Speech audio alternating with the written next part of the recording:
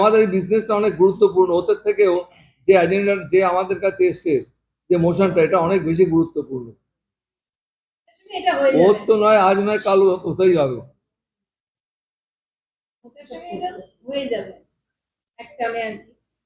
এটা আপনাদের আপনাদের অ্যান্টিসিপেশন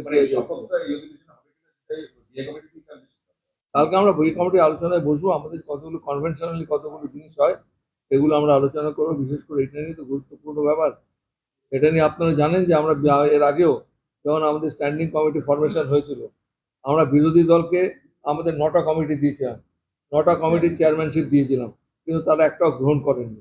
বাধ্য হয়ে আমাদের নতুন চেয়ারম্যান নিয়োগ করা হয়েছিল এবং তারাই ফাংশন করছেন। তাদের সময়টা যদি এক্সটেনশন না দেওয়া হয়, স্ট্যান্ডিং কমিটিগুলো ডিফাঙ্ক হয়ে যাবে, তারা কাজ করতে পারবে না, অনেক অসুবিধা হবে।